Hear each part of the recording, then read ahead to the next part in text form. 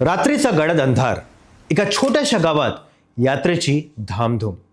ढोलकीचा ठेका घुमतोय आणि रंगमंचाच्या मागच्या काळोख्यात तंबूत एक स्त्री वेदनेने विव्हाळते. आणि काही क्षणातच एक बाळ जन्माला येतं आणि बाहेर हजारो प्रेक्षक एका सुरात ओरडतायत, विठाबाई, विठाबाई हवी आहे. ती स्त्री अश्रू पुसते, साडी नीट करते आणि काही मिनिटातच पुन्हा त्याच रंगमंचावर उभी राहते, ते पण नाचण्यासाठी. मित्रांनो, ही कुठल्या सिनेमाची कथा नाहीये.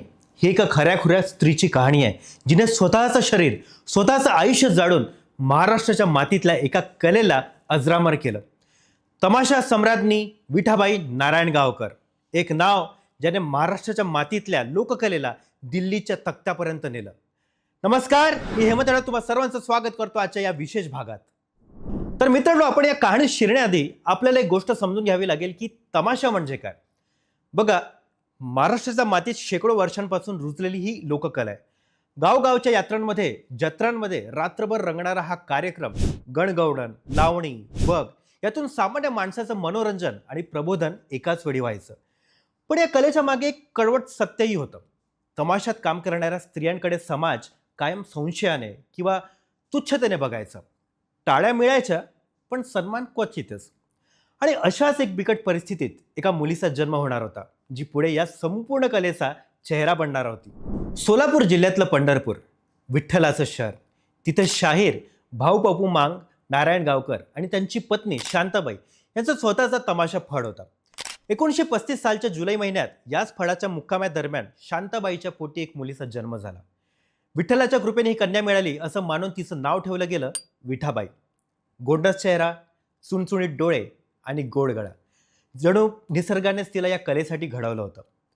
पण तिला माहिती नव्हतं की जन्मताच ती एका अशा जगात आली आहे जिथे तिचं संपूर्ण आयुष्य रंगमंचावरच घडणार होतं, सुख असो किंवा दुःख. इतर मुली शाळेत जात असताना विठाबाईंचं जग होतं यात्रांचे तंबू, ढोलकीचा ठेका आणि रंगमंचाचा मागचा अंधार. वयाच्या अवघ्या 4-5व्या वर्षीच तिची शाळा सुटली, ती पण कायमची. वडिलांनी तिला अडवलं नाही, कारण त्यांना दिसत होतं या मुलीच्या रक्तातच कला आहे. तिच्या मोठ्या बहिणी रमाबाई आणि केशरबाई यांच्या तालमीत विठाबाई लावणी शिकू लागली. पदन्यास, आवाजाची सुरावट, चेहऱ्यावरचे हावभाव सगळं काही तिने बघता बघता आत्मसात केलं. पण याच काळात एक महत्त्वाची घटना घडली. मामा वरेरकर या नावाच्या रंगकर्मीने तिची कला बघून तिला आणि तिच्या एका सहकलाकाराला स्वतःच्या कला पथकात घेऊन जाण्याची विनंती केली. आणि इथूनच विठाबाईंच्या खऱ्या रंगमंचीय प्रवासाला सुरुवात झाली. मित्रांनो, पण हा प्रवास जितका चमकदार दिसत होता, तितकाच तो अंधाऱ्या वाटांनी भरलेला होता. बघा ना, आज आपण कलाकारांना झगमगत्या आयुष्यात बघतो, पण त्या काळातल्या तमाशा कलाकारांचं आयुष्य म्हणजे रोजची लढाई होती. बिदागी बिदागी म्हणजे मोबदला अनेकदा मिळायचाच नाही. कधी उपासमार तर कधी शिळं अन्न खाऊन विठाबाई रंगमंचावर उतरायची. पोटात अन्नाचा कण नसताना सुद्धा तिच्या चेहऱ्यावर त्याची जराही झळक दिसायची नाही. गावगाव सतत प्रवास, राहायला ठिकाण नाही, समाजाची तुच्छतेची नजर, आणि तरीही प्रत्येक रात्री तिला रंगमंचावर उभं राहायचं होतं, कारण तेच तिचं आणि तिच्या कुटुंबाचं पोट भरणारं साधन होतं. आणि मग 1957 साली एक असा आघात झाला ज्यांनी विठाबाईचं संपूर्ण आयुष्य बदलून टाकलं. 1957 साली विठाबाईंचे वडील भाऊ नारायणगावकर यांचं निधन झालं आणि अचानक संपूर्ण तमाशा फळाची जबाबदारी विठाबाईंच्या खांद्यावर येऊन पडली. वय काय, अनुभव काय याचा विचार करायला वेळच मिळाला नाही. आणि एका क्षणात ती फक्त कलाकार राहिली नाही, ती फळाची मालकीण, नेतृत्व करणारी सर्वेसर्वा बनली. न डगबगता तिने नव्या जोमाने भाऊ बापू मांग नारायणगावकर या नावाने फळ पुन्हा उभं केलं. आणि इथूनच खऱ्या अर्थाने महाराष्ट्राला विठाबाईची ताकद कळू लागली. पोटासाठी नाचते मी, परवा कुणाची, नेसली पितांबर जरी यांसारख्या लावण्या तिच्या आवाजात आणि तिच्या पदन्यासात जिवंत झाल्या. रक्तात न्हाली कुऱ्हाड, रंगल्या रात्री, छोटा जवान, मुंबईची केळेवाली, मराठा सरदार, सापडला हरी नायकिणीच्या घरी, चंद्रमोड, शिवप्रताप आणि रायगडची राणी यांसारखी वगनाट्ये गावगाव गाजू लागली. महाराष्ट्राच्या कानोकोपऱ्यात एक नाव घुमू लागलं, विठाबाई नारायणगावकर. आणि आता विठाबाईच्या आयुष्यातील तो प्रसंग जो आजही महाराष्ट्रात कथेसारखं सांगितला जातो. बघा, असं सांगितलं जातं की एका कार्यक्रमादरम्यान विठाबाईला प्रसूतीच्या कळा सुरू झाल्या. रंगमंचावर नाचत असतानाच पोटात असह्य वेदना होत होत्या. आणि तरीही ती तग धरून उभी होती, कारण लावणी अजून संपलेली नव्हती. लावणी संपताच ती तडक आतल्या तंबूत गेली आणि काही मिनिटातच तिने एका बाळाला जन्म दिला. पण बाहेर हजारो प्रेक्षक अजूनही तिचीच वाट बघत होते. लोकांनी मागणी केली की विठाबाईनंच परत यावं. आणि इथे घडली ती गोष्ट जी आजही ऐकताना अंगावर काटा येतो. बघा, लोककथेनुसार विठाबाईने दगडाने बाळाची नाळ तोडली, स्वतःला सावरलं आणि पुन्हा त्याच रंगमंचावर उभी राहिली, ते पण नाचण्यासाठी. आणि तीही पोटासाठी नाचते मी, परवा कोणाची, याच लावणीवर. मित्रांनो, आता इथे एक गोष्ट स्पष्ट सांगणं गरजेचं आहे की ही घटना अनेक विश्वसनीय मराठी लेखांमध्ये आणि चरित्रात्मक नोंदीमध्ये सातत्याने आलेली आहे. त्यामुळे तिला निव्वळ अफवा म्हणता येणार नाही. पण नेमकं कोणत्या गावात किंवा कोणत्या तारखेला हे घडलंय याची ठोस ऐतिहासिक नोंद उपलब्ध नाही आहे. त्यामुळे ही घटना आपण काळाच्या ओघात सांगितली जाणारी पण मोठ्या प्रमाणावर मान्यताप्राप्त कथा असं म्हणून आपण समजून घेतली पाहिजे. पण एक गोष्ट नक्की आहे की या घटनेने विठाबाईच्या आयुष्यातलं एक सत्य अधोरेखित केलं. तिच्यासाठी रंगमंच म्हणजे फक्त कला नव्हती, तो तिच्या आणि तिच्या कुटुंबाच्या जगण्याचा एकमेव आधार होता. आणि याच जिद्दीने, याच तपस्येने विठाबाईला महाराष्ट्राची तमाशा सम्राज्ञी ही पदवी मिळवून दिली. 1962 साली जेव्हा भारत चीन युद्धाची धग सीमेवर पेटली होती, तेव्हा विठाबाईने एक धाडसी पाऊल उचललं. नेपा सीमेवर म्हणजे घरापासून हजारो मैल दूर असलेल्या जवानांसमोर तिने तमाशा सादर केला. विठ्ठलाने मला लोकांच्या मनोरंजनाबरोबर प्रबोधनासाठी पाठवलंय, असं ती म्हणायची. 1968 साली पुण्यात भरलेल्या अखिल भारतीय तमाशा परिषदेची ती अध्यक्ष बनली. एका स्त्री कलाकारासाठी त्या काळात हा एक ऐतिहासिक सन्मान होता. आणि मग आले ते दिवस ज्यांची विठाबाईने कधी कल्पनाही केली नसेल.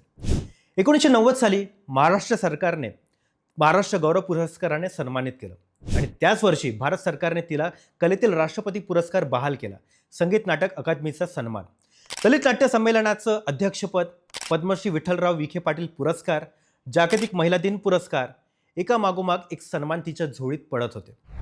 जी मुलगी लहानपणी उपाशीपोटी रंगमंचावर नाचायची, तीच आज दिल्लीच्या तख्तापासून ते गावगावच्या यात्रांपर्यंत मानाचं स्थान मिळवत होती.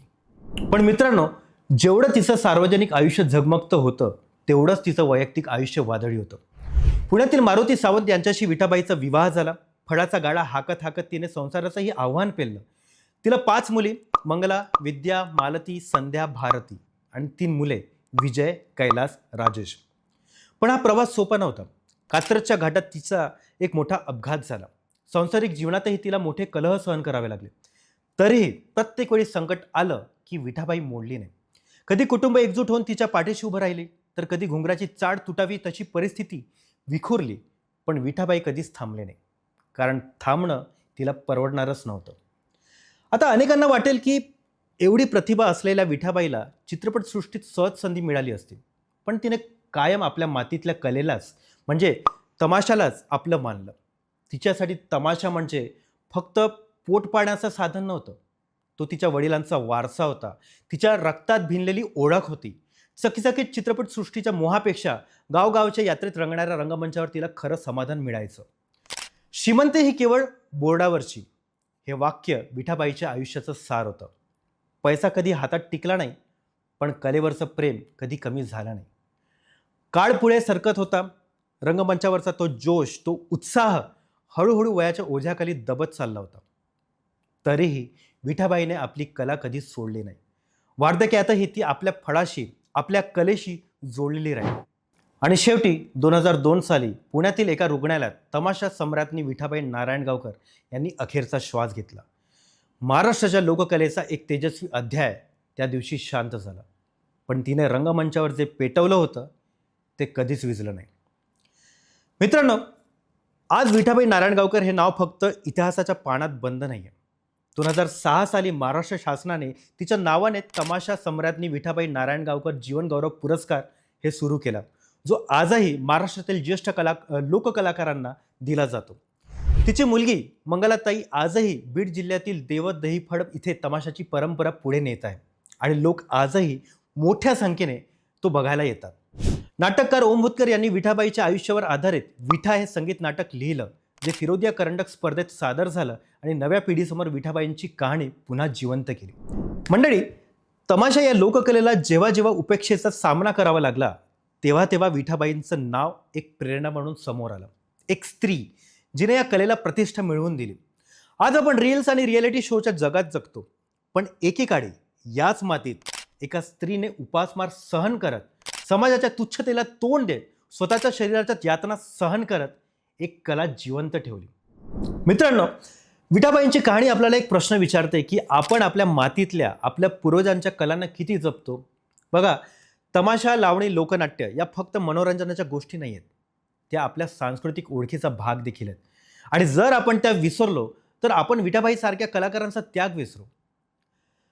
मंडळी, कल्पना करा, त्या रात्रीचा रंगमंच, दिवे मंदावलेले, गर्दी हळूहळू पांगलेली, आणि त्या रिकाम्या रंगमंचावर एक सावली अजूनही उभी आहे, घुंगरू बांधलेली, थकलेली पण न मोडलेली. विठाबाई नारायण गावकर. एक नाव ज्याने दाखवून दिलं की कला ही फक्त करमणूक नसते, ती जगण्याची, लढण्याची आणि जिंकण्याची एक पद्धत असते. आज जेव्हा घुंगरांचा आवाज कुठेतरी घुमतो तेव्हा तो आवाज विठाबाईंच्या त्या असीम जिद्दीची आठवण करून देतो, जिने वेदनेतही नाचणं सोडलं नाही आणि संकटातही कला जिवंत ठेवली. तिची कहाणी इथे संपत नाही, ती प्रत्येक वेळी जिवंत होते जेव्हा कोणीतरी महाराष्ट्राच्या मातीतल्या या लोककलेचं नाव आदराने घेतं. तर मग मंडळी, कशी वाटली आजची माहिती? आवडली आहे ना? जर आवडली असेल तर न विसरता लाईक आणि शेअर देखील करा. आणि हो, काय आवडलंय हे कमेंट करून आम्हाला सांगायला विसरू नका. तसंच चॅनलला सबस्क्राईब सुद्धा करा, म्हणजे आणखी असे भाग तुम्हाला पाहता येतील. चला, भेटूया पुढच्या भागात. तोपर्यंत काही ना काही वाचत राहा, कारण वाचाल तर वाचाल.